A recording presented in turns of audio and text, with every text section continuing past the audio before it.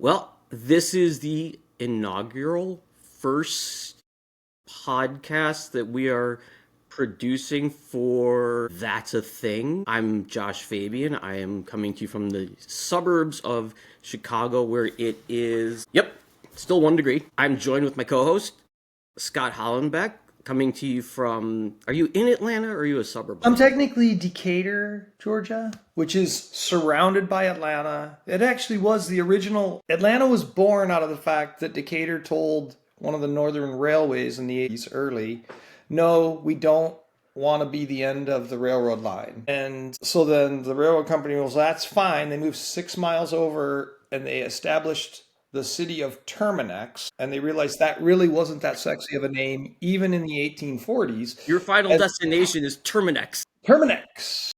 Come, enjoy your world's greatest dreams and desires. Yeah, so Atlanta has grown all around Decatur, but it's like 40,000 people surrounded by Atlanta metropolis. I thought you just liked Decatur because in college we weren't far from Decatur because we both went to University of Illinois in Champaign and Yeah. Decatur not far from there. So I thought maybe it was just like this affinity you had for. Yeah, I actually still remember the smell in Decatur, Illinois. I think it was like a soybean plant Yeah. that you would go over a bridge and it would just, Summer. it was almost like roasted coffee, but not at all. Yeah. Yeah, Summers beans. in Champaign had a great scent to them if you are fond of manure. I am, but let's get to that later in the podcast. So we're going to just jump into this. I don't want to get too into our specific backgrounds because who cares who the hell we are? I think people care about our stories because I think they're going to be entertaining. And you can learn about us through our stories, but just a tiny, tiny bit of background. We don't walk. Not by choice. It's not like a protest thing. It's not, a new thing. This is how we're going to protest. But both Scott and I use wheelchairs to get around. We are both paraplegics. When we're not crawling. We're not crawling. I've actually tried that. People stare a lot more if you crawl. I still crawl a little bit. I just said we're using them when we're not using them or crawling. Yeah. Fair enough. So that's the only background, though, you're going to get on us. We will divulge more as we get into these podcasts, though. But let's just jump into it. So I don't want to focus on, we're not inspirational. We're not inspirational. Let me just get that out of the way. Let's just be honest. We're just two idiots who happen to use wheelchairs. Yes. We are going to prove over the course of this that we are not, if you have any doubts, we will prove to you we are not in any way, shape, or form inspirational individuals.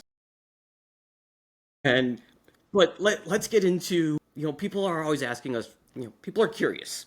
They have questions. They want to know things about us. Some people are very tactful in how they ask. Some not so much. But what if we just talk a little bit about memorable / embarrassing experiences that we have had?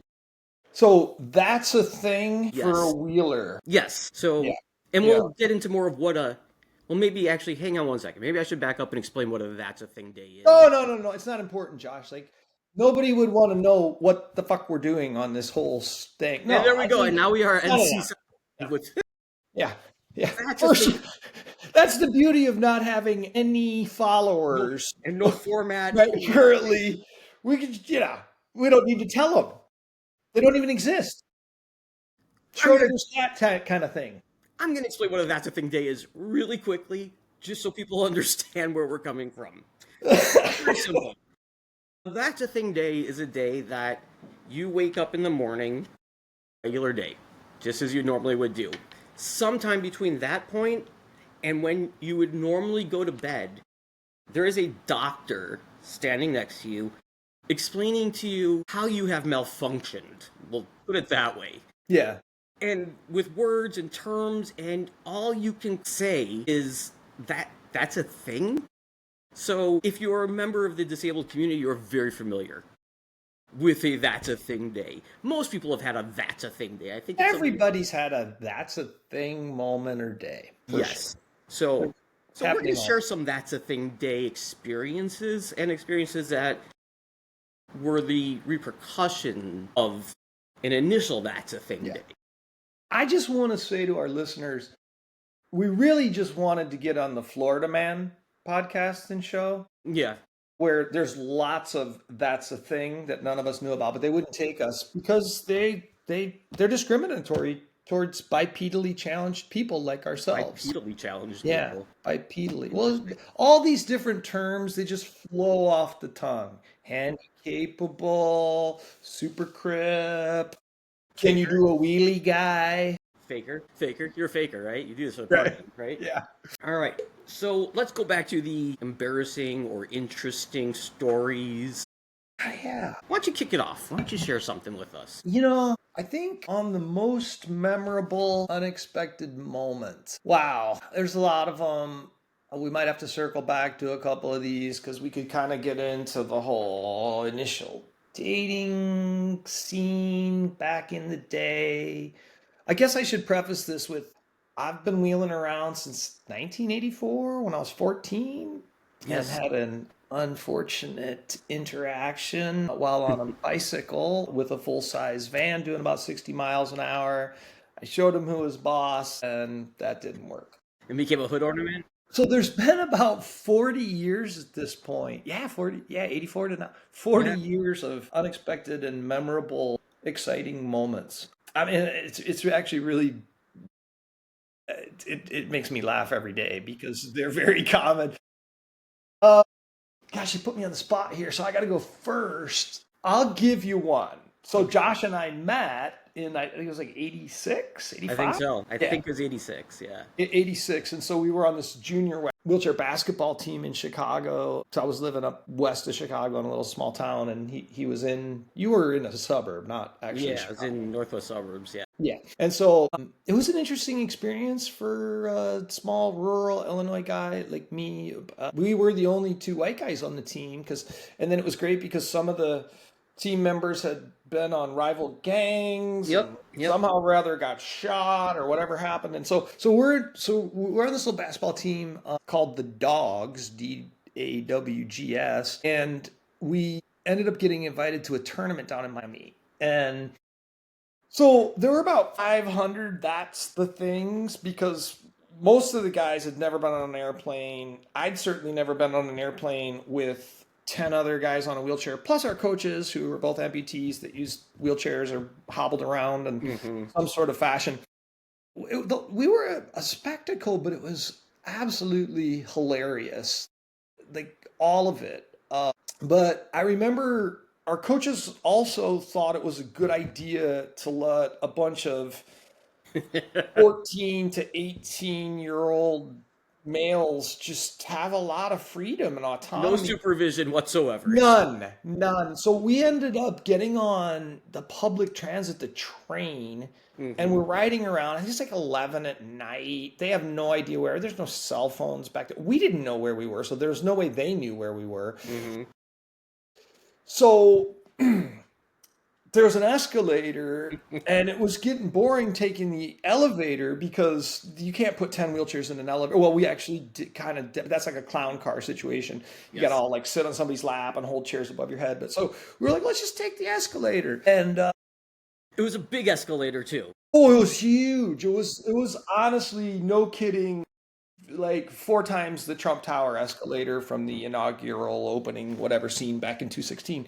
It was probably 150, 200 feet. It was huge. I just remember it being huge. So all these wheelchairs kind of get on, and you're just like you're going up, and the stairs coming out. It's pushing you backwards. People are like kind of like I think some of us were smart enough to grab the railing, Yeah. but So it's you, moving as well. yeah. So just a little clarification. To ride an escalator from a wheelchair, you put your front two casters on one stair. Yeah. Back two wheels are on the step behind So it. you guys might want to take out your notepads here, just Yes. in case. Diagram this. It makes more sense if you see a Okay. picture. So front two casters are on one step. Wheels, the big back wheels are on the step behind that, and then you hold on to the railing, and that's how you go up. Carry on. It usually works. I do it all the time. It Usually. scares people. How are you doing that? And I'll look at them and be like, how are you not falling down? I'm just not doing anything, I can't lean back or it's not going to go well. So just like you. Death But grip anyway, on the railing. I have a death grip on the railing. so I think I was second in position. And as the whole team got on and our big center got on and there's 10 of us now. Though everybody's basically kind of hanging and overhanging. You don't like hang your whole weight. I'm trying to use my hand here on that railing that's moving, the hand grip, rubberized. But so it starts jerking because there's like too many people basically holding all their body weight on it. And so, those of us that, think pretty quickly on our feet or something like that in our case, are sliding our hand up because otherwise your hand's going back and then, but That's not good. That's not good. it wasn't good. So guys start falling. And then it's like this, there's wheelchairs and they're rolling backwards and there's bodies. And then there's basically you're going down and down. And then there was like a choke point, but the stairs still going up. And it was a complete disaster, a pile up. And so that's a thing that happened. That was one of my more memorable moments as a junior. It was like the first experience of like traveling and team sport with all these guys that I thought were cool. But yeah, that was an unexpected, memorable moment. I distinctly remember that. I was near the bottom of the stairs, which is the least desirable place to have been in that particular Yeah, situation. yeah, And I recall it as hearing you yell up and thinking to myself, I don't think that's something I want to hear right now. yeah. At And this point, seeing chairs just come bouncing down the escalator, and you're like, I imagine what it would be like if you it were wasn't even bouncing. There was like endo and backward. over. I would Yeah, imagine like it being people like, rolling out of their yes, wheelchairs like it backwards. has to be akin to being on the beach when a tsunami hits.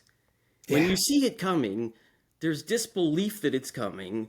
And then by the time that shock wears off and you realize this is happening, it's too late. Yeah. I thought it was hilarious. I was up towards Yes, the you didn't get front. hit by, As I 10 recall, I wheelchairs. think I actually made it, Yes, you got out of possibly. your chair. Yeah. You got Yeah, out I of your got chair. out and then there was like some staff person and then many of them and they were trying to figure out They who's shut in the elevator. charge and They we're shut like, the we're escalator. trying to figure out who's in charge. We don't know. They shut the escalator down. I remember Yeah. that. And we're like, okay, this is the worst thing you could do right now. And they're yelling at us. And I'm like, listen, you don't need to yell at us. We recognize that we screwed Yeah. up. This is called a natural consequences moment for stupidity. We Yes. got it. We Again, got the message. yeah, I'll go back to my initial point. We're not inspirational. No. So Comedy. comedy, yes, Absolutely. yes. Yeah. So Actually, I'm gonna play off that. I'm gonna do a double memorable okay, moment go for it. on the beginning of this journey of hero's journey. I like to consider it of it's kind of like a candied and mixed in. I mean, heroes used very loosely here. And so we were in Kansas City on another trip, and I think there was maybe Cedric was a new somebody was new. I don't remember. And we got there, and so they're like, "Hey, we're gonna take all the wheelchairs, and we're gonna put them on a box truck, and then we're gonna put all you little cripple bastards into like a couple Suburbans, and maybe it was a 15 passenger van." But the volunteers who were there to help us weren't from Kansas City. They were from like way out in Kansas. I don't remember this. Yeah, yeah, you might not have known this one. I think I'm trying to remember. So You had pointed basically, before me, so it's this is possible. pre-cell phone.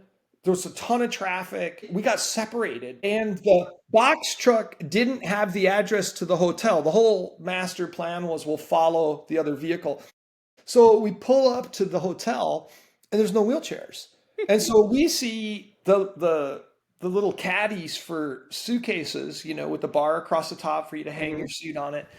And so we start crawling out, and I think George and I were the ringleaders. You'll hear this name George Alfaro in this podcast often. He's a Yes. rare, unique, and beautiful character. We get in there, and then we con some people that are going in who are just looking at all these young guys that evidently can't walk, and they're like, "Can we help you?" And we're like, "Absolutely. Can you just take us in on this little cart dolly?" And then they're like, "Sure." And good Samaritan moment. And then we kind of got in there, and I think our coach was lost at this point. So they're like, "Do you want to go to the front to check in?" I'm like, nah, I don't think we're qualified for that. And so they're like, just take us into the swimming pool over there. And so this poor couple like has to do like 5 loads of kids with polio and one-legged kids and cerebral palsy. So we're all in there. And at that point, we're like, well, we're here. We should just go swimming. So we don't have any swim trunks, so we just strip down to our underwear and start jumping in. At which point we realized two of the guys have never been in a swimming pool. These are like inner city Chicago guys, never swam. So one of them's drowning. I was like, is this a joke? Like, is it playing? And so then we had to send in like imagine the paralyzed Baywatch, like trying to get in to save them.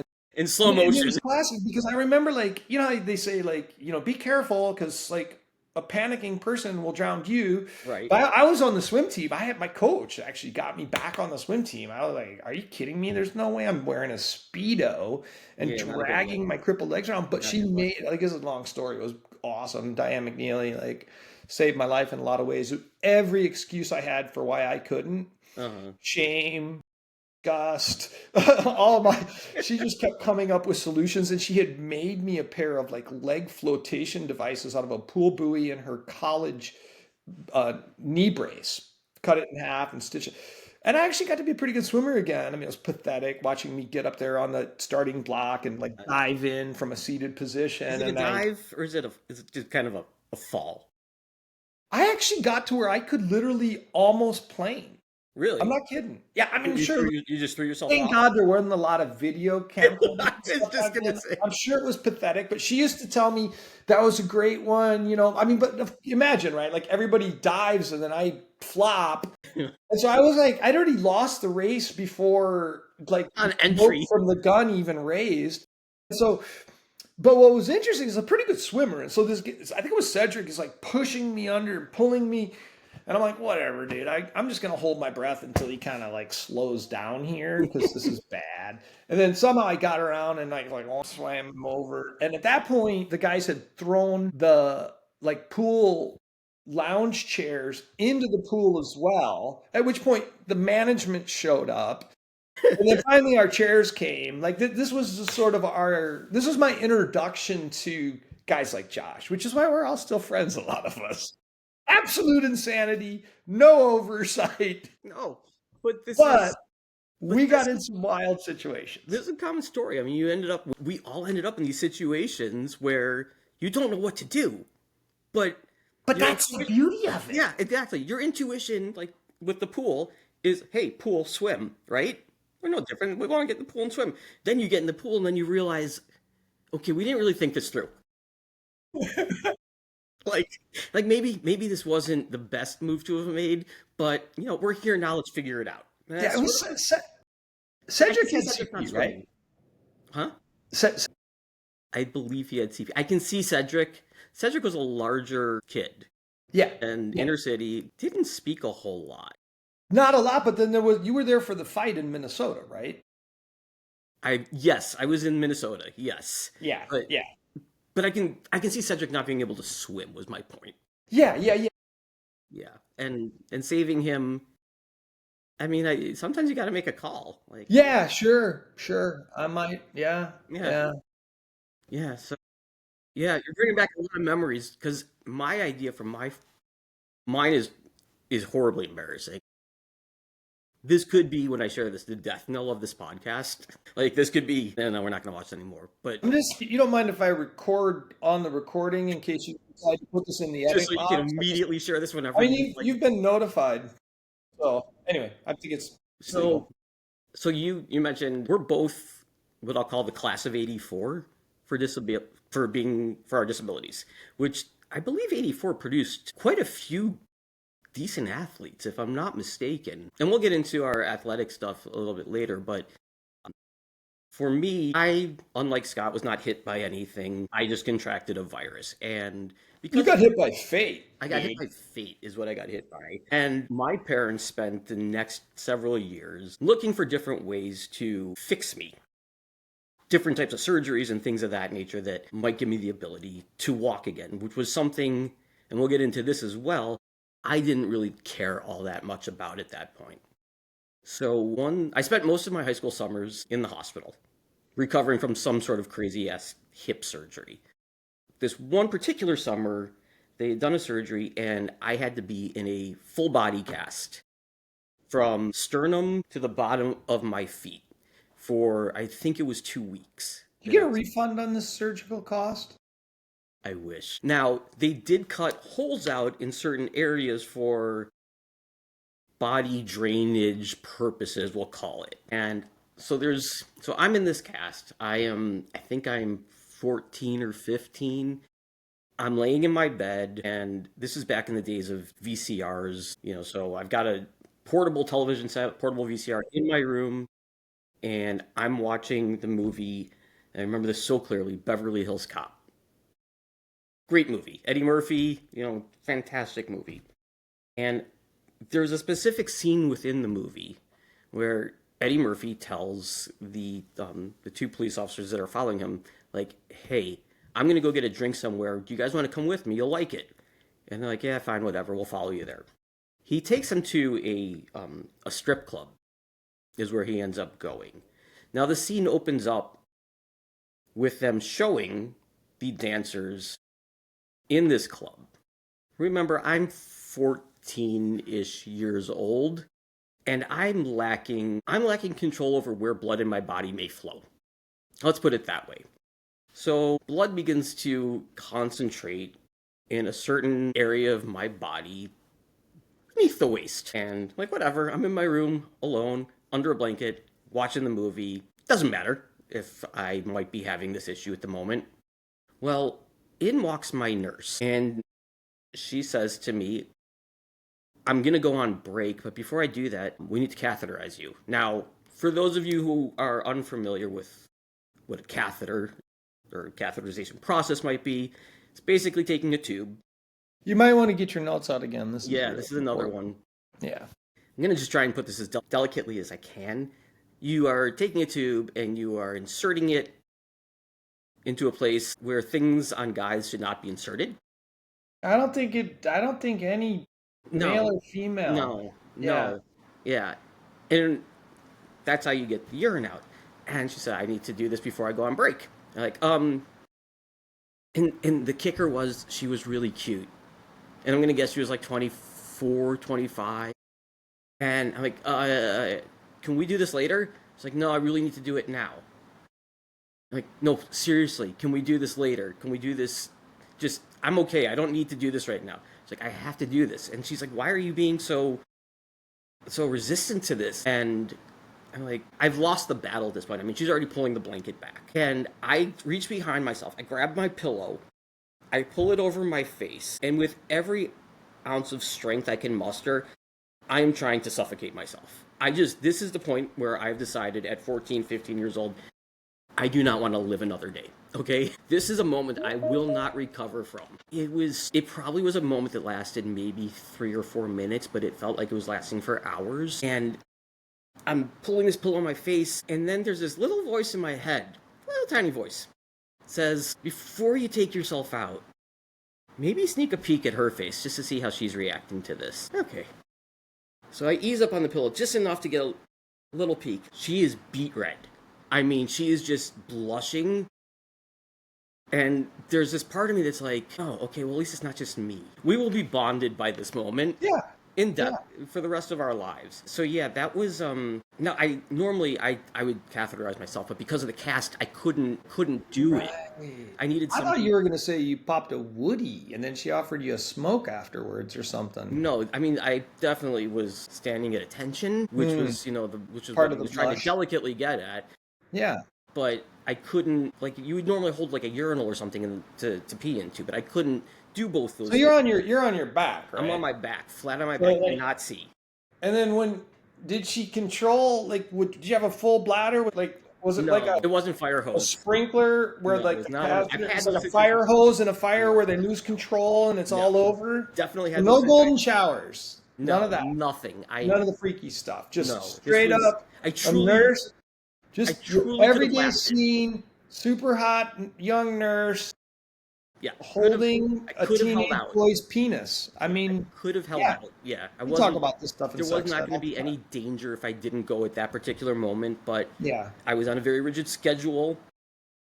She needed to do this, and um, I don't think she was ever my nurse again after that, Ah, well, which she was probably in therapy she because it probably would have. stopped nursing at that point. I mean, No, I mean she probably fell in love with you, and frankly, that would have been like, what's that called? Statutory. yeah, I've had it. Yeah, I yeah. mean, you were a minor and she was 22. I 20, mean, I guess mid 20, early mid she 20s.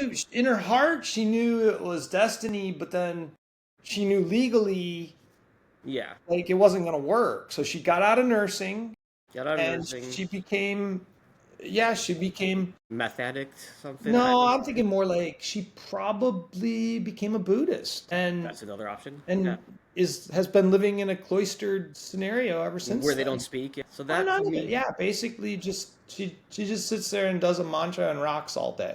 yeah, Yeah. that was the second worst experience that involved a catheter for me. I'll tell you another one because I find this kind of Yeah, as long as everybody we're on loves this it. path. So the day of my paralysis, it was a virus. It was what you would call sudden onset, and I'll get into all the details of that some other time. But I was at the hospital and they were about to do a spinal tap on me. And for those who are unfamiliar, spinal taps basically they just drain some fluid from your spinal column to test it for various issues. It's a movie, it's a rock band. What are you It's talking about? that is a much better version of a spinal tap. Okay. I didn't even know about this. All right, Yeah. go on. So to do the spinal tap, I'm laying on my left side. And this is literally like the first few hours after the onset of my paralysis. So I'm laying on my left side. There's a neurologist behind me who's doing the spinal tap, and there's a resident who sits down in front of me. And I thought he's just there to like, just kind of tell me what's going on. But he has this box, this plastic box. And he opens this plastic box and he puts on a pair of gloves that were in it. And then he takes this packet of what I assumed at the time was like soy sauce because he squirted out this brown liquid onto cotton balls. And then he opened up another packet and squeezed out this clear jelly looking substance that I was 11. I'm not familiar with this at this point in my life. He then takes a pair of tweezers. He grabs one of these soy sauce covered cotton balls. Wait, he grabs your junk with a pair of tweezers, No. Josh? He grabbed my junk with his other hand, and I'm sitting You there. had to get a full. You had to get a Yes, big like he had to plumber's get. pliers for Yeah, that. yeah. Yeah. Okay. And when he does this, I'm like, I believe this is the point where I'm supposed to tell my mom and dad somebody touched me in a place they're not supposed to touch me.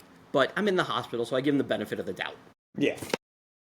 So he takes these tweezers and the cotton ball, and he's rubbing the tip of my area with it.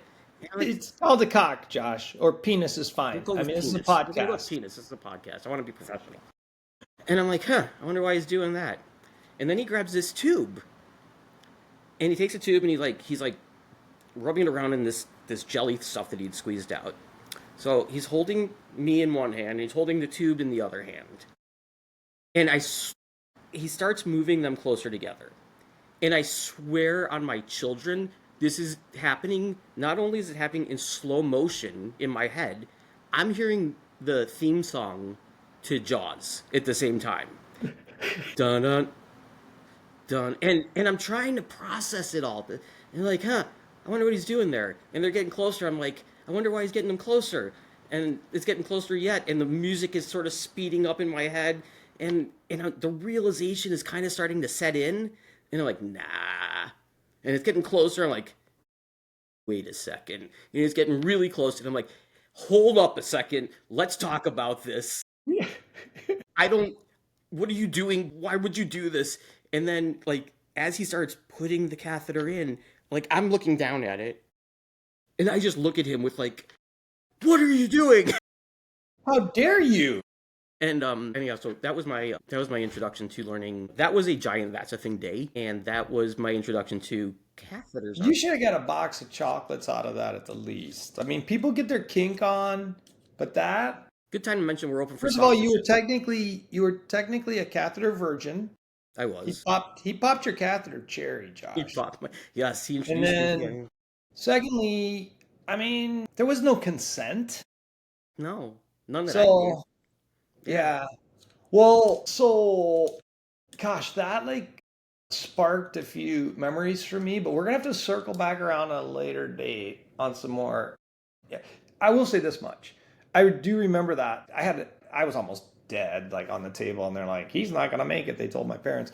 So when I came out, I had like the tube in my, like I woke up and I'm like, well, it just happened. I got a tube in my throat and stuff's beeping, and there's like, Mm-hmm. everybody's in a hazmat suit, and um That always makes you feel so they good. already had an indwelling in me, what's it called, an indwelling catheter, where they like blow up they pump saline in, and then it blows this ball up, and then the catheter goes up your urethra, then it kind of gets to your It actually prostate. makes that sound too when it goes in. Yeah, Yeah. yeah. Well, if you don't use the lube, it's like, Yeah. Oh, that's such a and great then experience. and then it turns at the prostate and goes into your bladder through there's a sphincter up in there, like little, and so when they fill that ball People are up turning behind us the off right sphincter, now.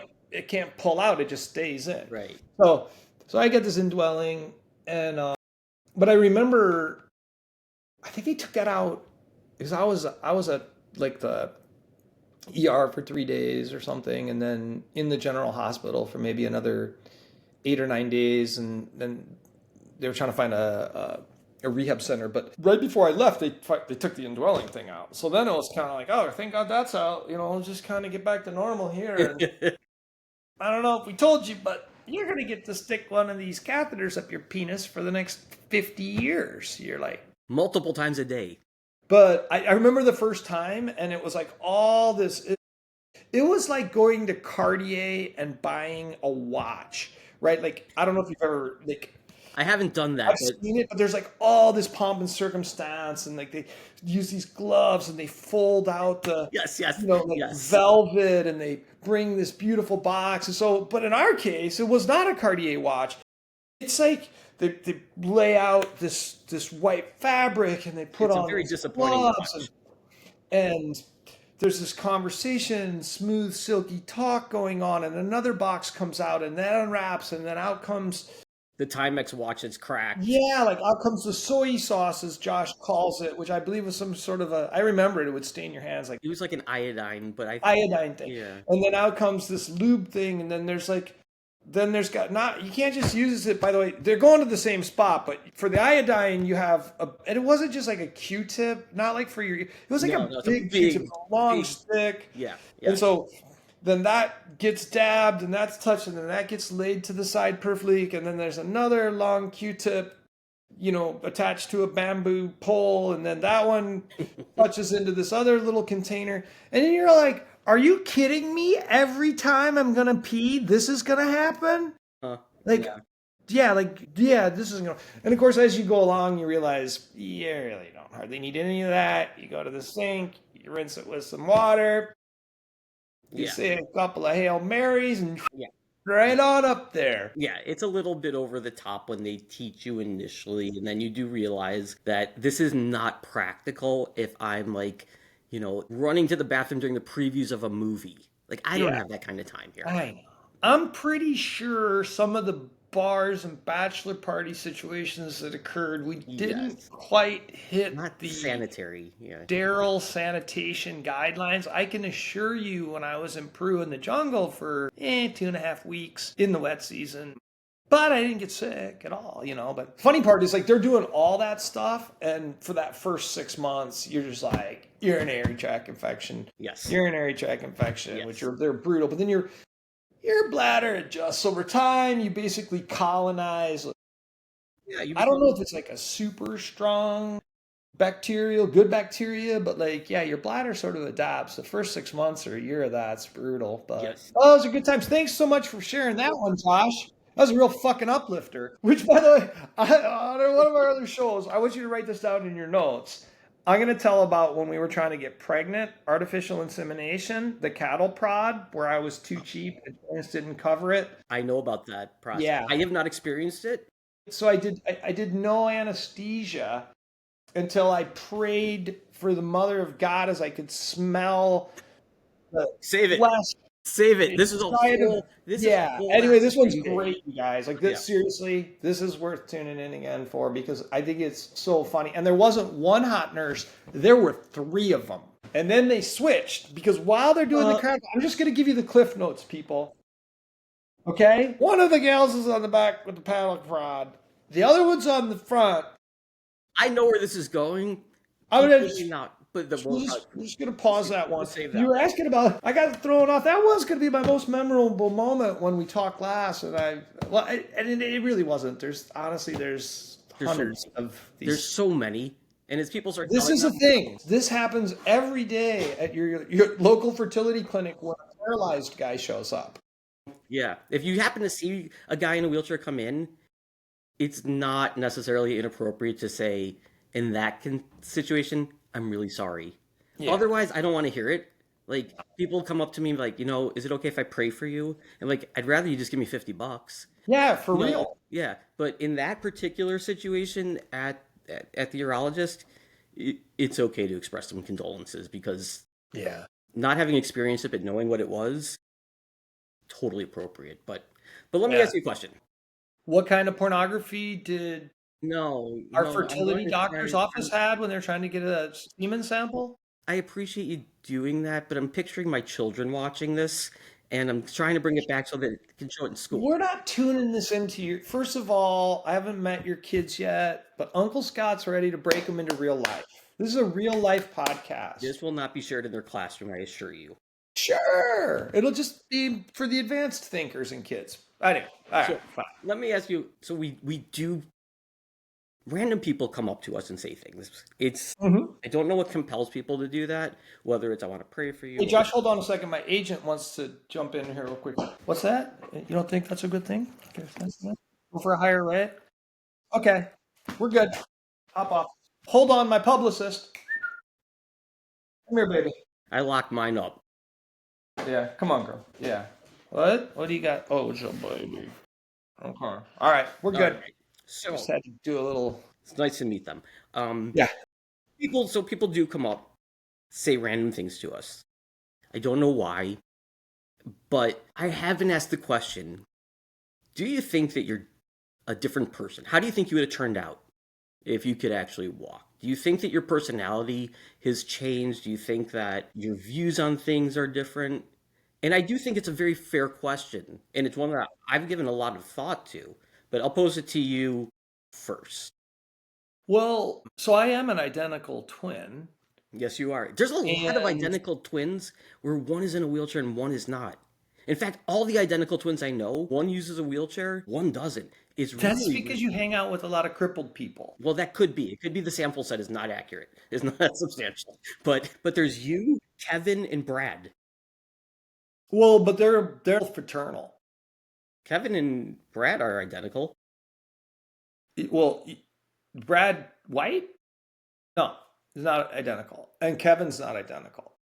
Well, I don't think Kevin is identical because well, I could be wrong there, but if they're identical genetically, I don't believe that he would have gotten arthrogryposis and his brother wouldn't have. Don't ruin my Now, I could be story. wrong there. Stop I ruining mean, my story.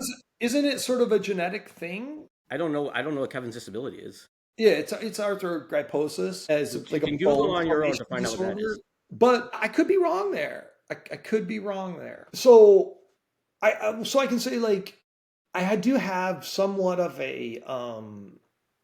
a reference point to what I might be like if I was walking because I like there's the same version, a very similar version of me, genetically identical that is walking around. That's actually really fascinating. I never thought about that. That is a Yeah, yeah. We're actually in a longitudinal study. We've been in it for like 25 years where they do only twins, one with SCI and one without. that's really It's interesting. it's And then really they interesting. yeah, because it's a great way to do a study.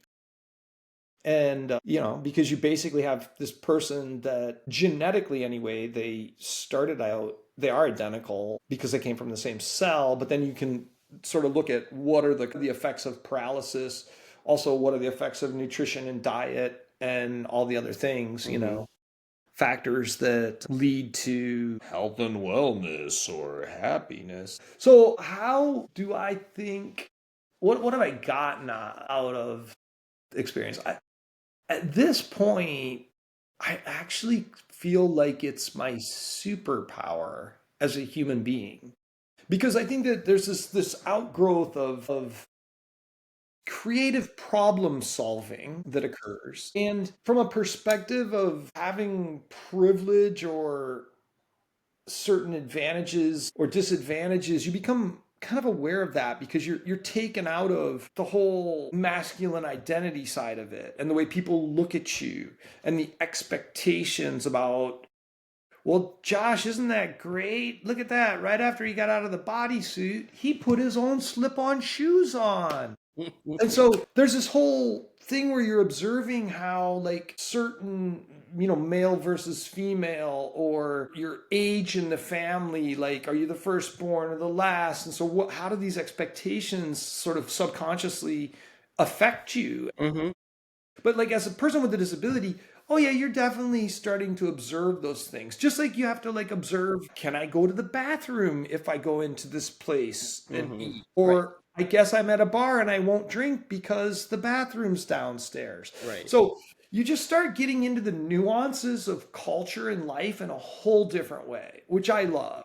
And then Totally agree. ultimately, I think the best part of it is that, these adages that it's not what happens to you, it's how you react Hmm. are very powerful truisms that I don't know, like it's given me a level of resilience and just comic absurdity with everything and just looking a little deeper, turning the magnification on the microscope up and seeing things a bit differently that I really like. And I think it really has been made me a better listener, probably a better communicator. I think I'm the same amount of asshole Hmm. that I would have been, but maybe kinder, gentler asshole.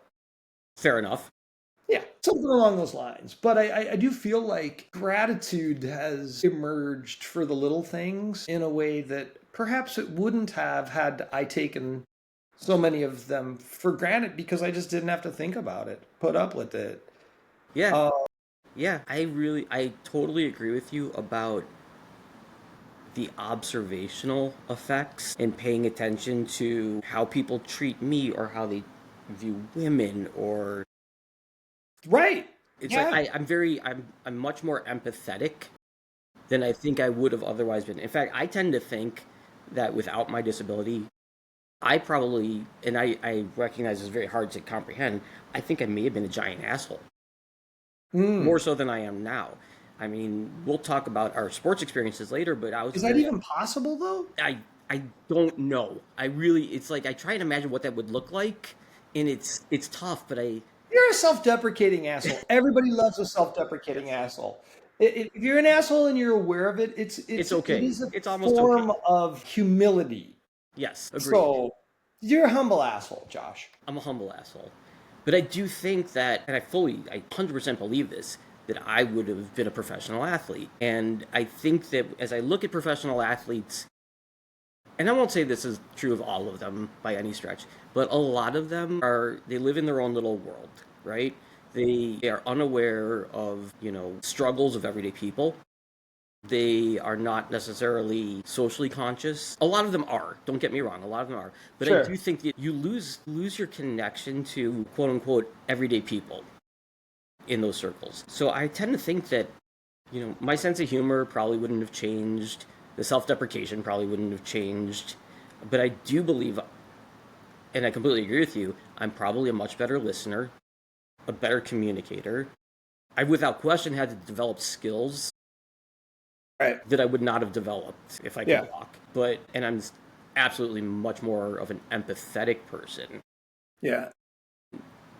And I'm actually very grateful for those things. Yeah, I think like if we had like sort of a little barometer and we looked at the effect of the experience of using a chair to get around and existing in this space-time continuum we call reality. Gratitude, empathy, there's got to be something else that sounds important that goes in here. But I think listening, Mm-hmm. communication skills, if you want to call it something like that, they all go up. I think they across the board from most people I see. I mean, there's some people that are just like they're not cut out for it. Yeah, It yeah. doesn't last very long for them, or and it doesn't go very well. But like I think that's said for life in general. Mm-hmm. I read Viktor Frankl's Man's Search for Meaning when I was Yeah. in rehab at age 14 and literally changed my life. I was like, well, That sounds like a bad experience, like this is a this bad book, isn't a joy, this isn't a cakewalk, but not a pick me up book. yeah. And in reality, like when you start looking at that and just being like the young I say young, he was 12 and I was 14, but the kid next door to me at the rehab center, he'd also gotten hit. He got hit by a semi truck and he's What basically, he's a one upper. yeah, he was basically brain dead though. So, I'm coming back. This was a Marion Joy Rehab Center had just opened up on it was a retirement center for nuns. So they did have a rehab center, but it was a retirement center for nuns. Leave it at that. And then they added a little wing, and they're like, "We're gonna do paralyzed people." And so I was one of the first three, Oh, God, I can't. and so four actually. Excuse me, No, no good. because my roommate Al, he'd broken like 49 bones. So he was kind of like you. He had his jaw wired. He had the Like bodysuit, but he me. did No, the body. walk Yeah, out of there. yeah, He walked out, yeah. but he was great. And then we had the guy to the left. I don't remember his name, which is horrible, but it was 40 years ago. Who'd been hit by the uh, semi truck, and then there was another guy I was 14, and the other guy was 26, and he had broken his back. So we were the first ones. So anyway, so you go down, and I got all the little nuns making fun of me because I had like long hair. They thought I was a girl. Oh, you're really sweet. Well, every 14-year-old Did you have a boy, mullet? I had like two whiskers, a little peach fuzz here. They couldn't see, so they just saw the long Yeah, hair. yeah. And so then you go to you're going down and they're like poking you and can you move this? Can you move that? Can you feel that? I'm sticking a needle in your foot. You feel it now? And you're like, this is really getting depressing. But then I'd come back up and just be like, well, shit, what have I got to complain about? Like, I'm alive Mm-hmm. and now I've got to figure out how to have some fun with this shit. Yeah, yeah. I mean, I And never went through a phase that's of a depression. superpower. I don't care where you're at. Like it doesn't matter what happens. I laugh. Like go on the vacation you've been planning for 5 years. Everything goes wrong. I'm just like, this is going to be perfect because there's this whole unknown universe that unfolds that we couldn't have even imagined, and it may be better. Yeah, I How do agree with you you. know? I agree with you. Don't know. I've never gone through that depressive stage. Um, always managed to find the fun in it. Like even initially in the hospital, I was in the hospital for 6 months after my paralysis, and it was me, and then it was basically everybody else that had a stroke. There was nobody close in age to me, and nurses just doted on me, and I just had so much fun with that situation that I remember that when I was discharged and went home, I was sad. Yeah. Yeah, there I had was a so lot much. of I was 11. I had all this freedom. I would leave the hospital, and there was a Baskin Robbins down the street. I would go to that Baskin Robbins, and then I would come back to the hospital, and there'd be a security guard waiting for me, and like I knew them by name over time, and be like, "Josh, we've told you you can't leave the yeah, you hospital." can't do Like, but it's summer, and they had ice cream, and my dad left me $10 so that I could get ice cream, and yeah, and then they'd take me to my room, and a nurse would yell at me, and they would ground me, and they put me in my bed and put my wheelchair out in the hall as like a punishment. But it was like there was fun in that. It was so, violation of your civil rights. I need to write the UN. but Taking away a wheelchair from a crippled kid. I do think that forms, that's the beginning of the formation of seeing the world a little bit differently and maybe for the better. Like, Yeah. being around the stroke victims, Yeah. I became very empathetic, not just to them and what they were going through, but to their families. Mm-hmm. Because you would Mm-hmm. see how they were struggling to deal with this new reality that that they were having to encounter, Yeah. and I don't know where I would get that experience otherwise, like if I could walk. Like Where would, unless I encountered it like they did, where something happens to one of your parents or a friend or something. But I think that it was instilled in me at such a young age. It's like it gave you a chance to walk a mile in, wait a minute, Something like that. somebody else's shoes. You know that part where they say, these are your footprints, and Yeah. there's only one set where I carry. I've been being carried for like 40 years, but I've been Yeah. paying attention the whole time. Exactly. Exactly. So what Yeah, are I think that's the upside of the deal is that it's sort of fun to figure out how to do all the things that are out there as well. Because the built environment, even though it's gotten better, when I say that, I mean like, yes, architecture and building access and bathrooms and hotels and restaurants and airports and on and on and on and on. Like it's, sometimes there's some afterthoughts, sometimes there's some pre-thought, and there's like universally designed stuff. But in general, if you're out there in the world, you're going to experience some very interesting situations. And especially going back to 84, and the ADA was what, 89, 90, it's 91. 91. So there still are plenty of places. There was a long period of time where accessibility. My own parents moved into a house that had more stairs. When I was paralyzed, we had a house that had one set of stairs. When I came out of the hospital, they had moved into a house that had a tri-level also. So there were even more stairs. And I got one Wow, wheelchair. your parents really loved you. I had one wheelchair, and I didn't have one upstairs where my bedroom was. My parents didn't put a bedroom on the first floor. Like your bedroom's upstairs. And I really believe it was their way of saying, especially my dad, of listen, this world wasn't built for your situation. Figure out how you're going to get around in it. And Yeah, I mean either the that or my funny dad part just is didn't like, love me. I don't one of the two. I yeah, mean, I mean what blows me away is yeah, in 1990 was the ADA, by the way. I was off a year there. Justin Dart, he actually came and spoke at my undergrad graduation. He was like considered the father of the ADA. Yeah, at that point he was like 81 and been paralyzed like 54 years. I was like, oh my God, I'm gonna live that long? Maybe? you're going to Okay. talk But he about was a that. cool guy. He was still out there doing serious shit. He always wore a cowboy hat. I Look never him met up him. sometime. Justin Dart. Yeah. But the point is like when we think about architecture and human dignity, and especially as people age and this concept of aging in place, they ought to all be paying us because we're out there like doing some of the dirty work. And the business community often, like here in Georgia, the Home Builders Association still fights the idea that if you're building a brand new house on a lot, they don't want to have to do like have just having a single entrance that's on grade, like through the garage. It costs nothing more. Hmm. It really doesn't. And Hmm. then what it does is makes this housing stock by having a master on the main and just one door you could get into. Doesn't cost anything more on the front end. People can experience life, and part of life is disability. It's getting old. It's, all the things. And so instead we're like building all this inventory of housing where we get to watch our parents and grandparents sooner or later break their hip on some stupid thing that should have Yep. never been in a fucking house anyway. Right. And for what? Freedom. Woo! Don't tell us.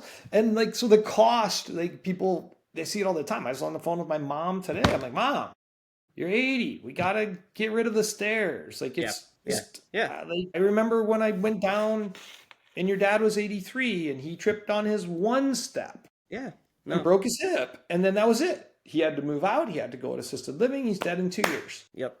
And so, when we talk about like just forward thinking, I think as a person with a disability, you really start looking at how do these systems perpetuate themselves. And like, well, first of all, how am I going to do anything? Like, okay, I'm gonna go to Europe and ride around on the train all summer. You're gonna have to think about it a Yes. little bit Well, more different. than my identical twin brother. That's Yes. all I'm gonna say. Yeah. You're probably like, what are you talking about? Like, trust me here. There's stuff that you have to dig a little deeper and sort of think it through because it just doesn't. A lot of our, now interesting enough, like Florida, who knew? And Arizona and California, a lot of these states now are like from housing and making places like universally designed so they work for everyone, Hmm. including kids and old people, by the way. Right. Then you can design in that way and it can look gorgeous and do all the things. But yeah, most of the world, certainly back in the 80s, No, not at all. good luck going to your friend's birthday party Oh Hell, yeah. good luck. Good luck, Good luck getting good luck into going to Chuck E. school. Cheese's. Okay. Good luck going to school. My Yeah. school didn't want me back. Me either. We had to fight them Yeah, just to go back to school yeah, because the same thing. buildings were not Exactly. accessible, Yeah. built with public monies Yes. for the public good, right? So Yes. this is where you start going, huh? Doesn't seem Let me like you took scratch the my public. head, Yeah. But getting we are sort of that. The best thing that has probably happened to the disabled community is the aging of the baby boomers, and because they're seeing the need and they have the political power, I guess, eh, where they're vocal. They're a more vocal community because they're so large. some Well, of them. some of them, but Some of also, them, but some of them are also part of the problem. Like here in Georgia, which by the way, Georgia at this point is it's like 50-50. It's a purple state. That said, hmm 72% or something of our elected officials at the yeah, state level are Republican, thanks gerrymandering. And it's like 70-30. So meanwhile, when you want, because we brought this to the Georgia legislature over the last 20 years, like 4 times, and we'll start to get some of like the AARP retired, to your point, baby boomers, but it's still like there's still more of them voting red and then saying they get spun out because it's like, oh, it's going to cost more. No, that's a lie. It doesn't cost any more on the front end. The freedom, man. They just so they kill it every time it comes up. And I'm just saying, you baby boomers are a real fucking letdown on some of this stuff. well, I'm my not point, talking all of them, but like, trust me, in a purple state that is essentially red, like we can't get it passed, and it's my point, tragic. I got into house building and renovation. My wife, who's an art teacher now, owns a construction company because we couldn't find a house. Josh, there's no stock, yeah, that's an issue. I can't find a and place it's a to get them huge issue. actually, but Huge issue. I do think that as baby boomers age, let me rephrase what I said earlier. They're becoming more conscious of accessibility things in a lot of cases. Like all of a sudden, when you're walking and you're like, "Why do we have all these stairs here? Couldn't we have done this differently?" There's just an awareness of it, and I think the other group is veterans.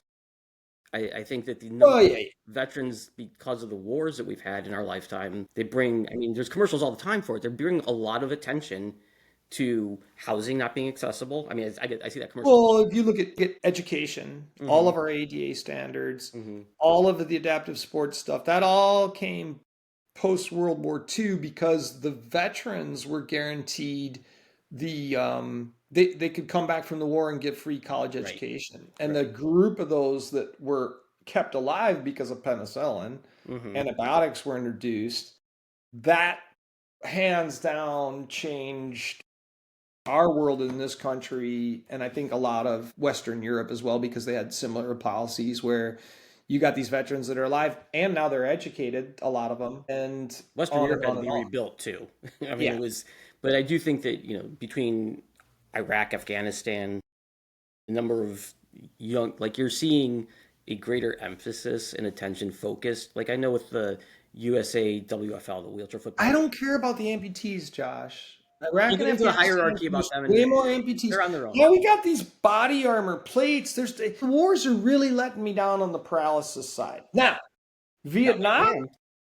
right there, Vietnam, great war for paraplegics. Thank you. A lot of Yeah, paraplegics. a lot of amps Yeah, coming out of Afghanistan yeah. and Iraq. Yeah, But now, like, we're getting more IEDs, yes, your burns, limb loss is a big stumps. thing. I don't know. I don't know. I know one paraplegic. Vet from a recent war. Okay, so first of all, when you say vet, I'm not counting the guys that I'm got talking. drunk, drove home on their I'm motorcycle, not and talking crashed their guys that car. went on winter break when they were at West Point and Yeah, they skied I'm in winter talking break. about guys that in They're combat got serving. That were paralyzed. actually in. Yeah, Yeah, injured in service, and I only know one. It's a real letdown. I know more. I know 5 times that number of Vietnam vets. You I see, know a you see what I'm getting few. at here? I know a few. I know I one. really feel like war has let the disabled community down for advancing. We're gonna get canceled before we even get started with this I don't thing. care. I know We'll one get who you took a. Martinson on here. I took one. I know one who took a an RPG through his body. It didn't Like through an explode. airport? No. He was in a helicopter, and Oh, I thought you meant he hit it in his body. no. An RPG was launched at them, I'm and it went fucking through his with you. body. Yeah, Didn't right. explode, Yeah, went and through it. run right through him, and did not dismember him. Like, he didn't lose limbs. It just severed his, like, when they took it out, his spinal cord was severed. He was paraplegic, but it's like, I mean, that sounds like a bad day. I gotta I be didn't honest. know That that sounds like was. I did not know that was a thing, Josh. I that sounds like didn't. a like yeah. Yeah. I mean, that would be one of those things. To be like, I don't know. Like, looking down, like, Well, he counts. So we got two. Which war? Afghanistan. he was. I think he was Afghanistan. Okay. Afghanistan's moving up in the charts. Conference final. Thinking of other guys I know, and most of them are actually amps. Yeah, yeah. Yeah. Well, listen, we've been going for a little bit over an hour here. I know there are a couple other things I want to touch on. We'll get to them in time because I don't want to bore anybody or take anybody's too much of I anybody's time. do. Fuck. I'm trying. You know, listen, you're not even on now, so it doesn't matter. This is just us talking right now. Yeah. But I'm also thinking in the back of my head, sponsors might want to get involved so that we can do this more frequently with a little bit better production. You're way ahead of yourself here, Josh. We got to get some theme music, some go-go Music is dancers. something I'll be working on. Okay. An introduction. And once we move into the BOW program, actually, I want to say something about God, this show please real don't quick. go there yet. I'm not ready for it. Like, I think I know what's going to make the show is just we had to introduce ourselves. Sorry about all the cripple stuff there. It'll come in once in a while, but it's really also like all the friends and crazy people that we know and meet that they might have some sort of disability adjacent connection, but it's really more about just what's interesting out there, and then somehow, and then I mean, just because of the fact we're rolling around, you're probably going to get a little bit of this side of the equation. But the bond, yeah. the things over which we bond, that in and of itself is that. The moment of that bonding is that's a thing. Like, you can really bond over bowel programs or over Catholic. Yeah. Bonding's the right word. I mean, it's not like a social club just to empathetic clear the air connection. here. There's definitely, I think anytime that you're experiencing something unique that only a handful of other people have, there's a bonding. Sure.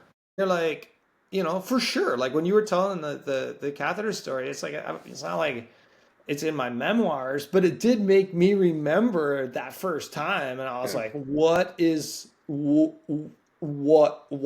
happening right now?" A lot of pageantry going on, a lot of theater here. Don't like how this is going to end up. No, No, that. yeah, No, it's not going there, is it? But I think, to your point, or to God, the you're point, depressing. I'm going to get Prozac. If you're going to make me tell the first time I had to go to the bathroom in rehab, no, and we'll get to that some other day. Yeah, I know that. that. I'm gonna need my therapist for that call. That one. But yeah, we will get to all of that stuff. We'll talk about our experiences in college, which was actually probably for both of us the first time that we lived in a community where there were a number of people with disabilities, which was interesting. It was empowering. Yeah. You weren't that only guy or girl in your small town. Like all of a sudden you look around. I was the only guy in my neighborhood. My parents used to make me walk with a walker in the summer out through our subdivision, and people would come out to clap for me. Yeah. And give me like a glass of lemonade. And I didn't walk. Let's be honest. I took my walker and I just sort of quickly moved it in front of me, hoping to not fall in that process and then drag my bodies. I would have heckled you from behind. I wish people had. The clapping was awful. And it would have been like something out of like Fall. Dodgeball, where I would like throw wrenches at you. I didn't want it, you worthless cripple brat. Go back home. Go back to your kind. But listen, we will get into all of this. This is going to go up on YouTube, so please, if you found this mildly entertaining, please like and subscribe. I'm going to share this with my mom. This is going out under the wire. All right, bud. All right. Well, we will have more of these. I don't know the cadence, but until you're ready, you're good. All right. I'm going to give you you're not wearing. Finding out, Lieutenant Dan. That will end this episode, so thanks for joining us.